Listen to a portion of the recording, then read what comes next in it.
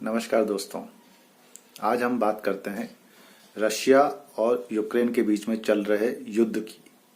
बिल्कुल साधारण से शब्दों में हम उसको समझने की कोशिश करेंगे कि ये युद्ध आखिर हो क्यों रहा है, ताकि हम कहीं भी बैठें तो कम से कम इस बारे में चर्चा कर सकें। तो बात शुरू होती है 1991 से, जब रूस एक गणराज्य था।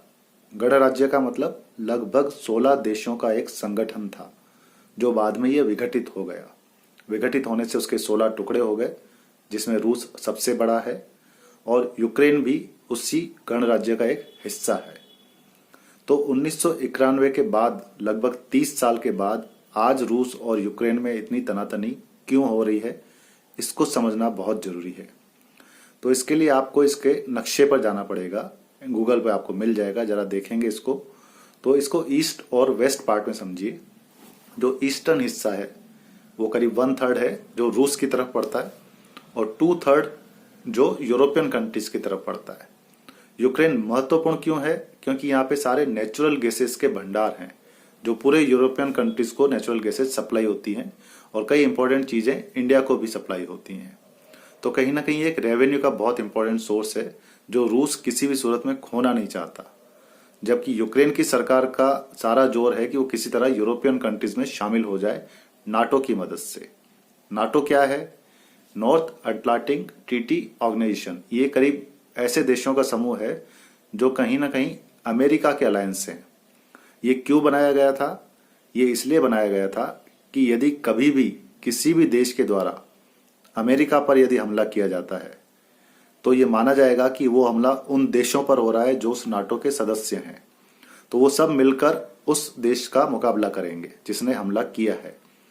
तो यूक्रेन चाहता है कि किसी भी तरह उसको नाटो में शामिल कर दिया जाए और यूरोपियन देश उसकी इस बात को स्वीकार कर लें।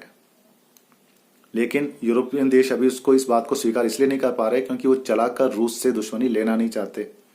लेकिन रूस ने अंदर ही अंदर ये पता लगा लिया है कि यूक्रेन अपनी तरफ से पूरी कोशिश कर रहा है, और कुछ यूरोपियन देश पीछे पीछे उसका साथ दे रहे हैं, और रूस की सीमा पर मिसाइल्स वगैरह तैनातगी काफी समय से उन्होंने शुरू कर दी थी। तो रूस उसी अंदेशे को भांपकर पहले एक्शन लेकर यूक्रेन पर अपना कब्जा करना चाह रहा है। ये उसने काफी पहले से शुरू कर दिया था, उसके कुछ हिस्सों पर कब्जा करना, क्योंकि रूस में जो लोग रहते हैं वही कल्चर यूक्रेन में भी है। यूक्रेन के कुछ हिस्सों वाले लोग अभी भी अपने आप को रूसी कल्चर का ही मानते हैं और रूस में ही शामिल होना चाहते हैं। तो उसी का फायदा लेकर रूस ने शुरू से यूक्रेन के कुछ हिस्सों पर कब्जा कर लिया। अब धीरे धीरे वो चाहता है कि यूक्रेन यूरोपीय देशों की तरफ नहीं जाके उनकी तरफ आना शुरू करे। हालांकि कई पश्चिमी देश इसका विरोध कर रहे हैं, लेकिन वो खुलकर रूस के सामने नहीं आ रहे हैं, क्योंकि कोई भी रूस से दुश्मनी भी नहीं लेना चाहता और कोशिश कर रहे हैं कि यह विश्व युद्ध की तरफ ना जाए।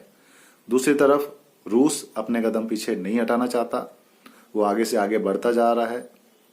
आज भी आपने अखबार में पढ़ा होगा कि उसने फादर ऑफ ऑल बम जिसको बोला जाता है, उसका इस्तेमाल कल उसने यूक्रेन के ऊपर किया है, जो एक हाईली एनर्जेटिक बम होता है, जिसमें बारूद इतना नहीं होता, लेकिन उसकी जो एनर्जी होती है, जो उसकी हीट होती है, वो इंसान को सेकंडों में राख कर देती है। तो आगे ये युद्ध कहाँ जाएगा वो तो नहीं पता, लेकिन कोशिश करें कि जल्दी से जल्दी शांति स्थापित हो जाए। तो ये थी रूस और यूक्रेन के बीच में तनातनी की थोड़ी सी जानकारी।